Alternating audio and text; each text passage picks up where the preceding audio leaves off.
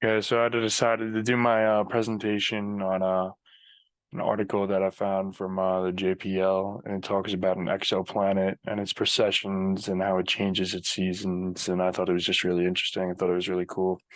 So Kepler finds a very wobbly planet, obviously by me. And yeah, here we go. Cool. Okay, so Kepler 413b is the name of the exoplanet. Kepler 413b is an exoplanet that was discovered by the Kepler Space Telescope and is located approximately 2,300 light years away in a constellation called Cygnus.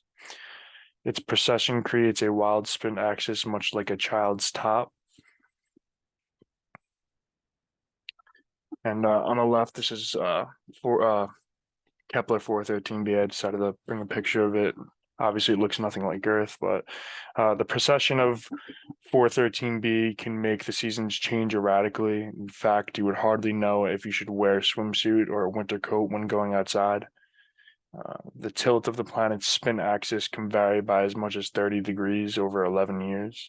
In contrast, Earth's rotational precession is 23.5 degrees over 26,000 years. Researchers are amazed that this far-off planet is precessing on a human timescale.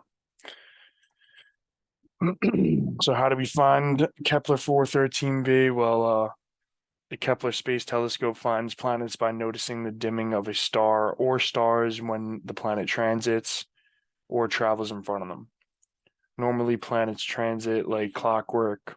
However, astronomers using Kepler discovered the wobbling when they found an unusual pattern of transiting for Kepler 413b. And this is the Kepler Space Telescope, and it's pointing into the constellation Cygnus, where it found it's transiting to be very unusual, and that's how they discovered it. So the orbit of Kepler 413b, I thought this was very interesting as well. Kepler 413b circles a close pair of orange and red dwarf stars every 66 days.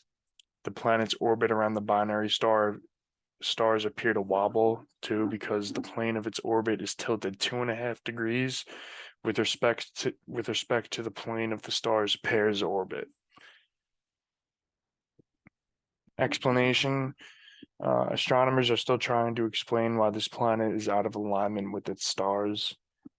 There could be other planetary bodies in the system that tilted the orbit, or it could be a third star nearby that is a visual companion and may be gravitationally bound to the system and exerting influence. So, yeah, that's my presentation. Thank you for watching, and hope it was interesting.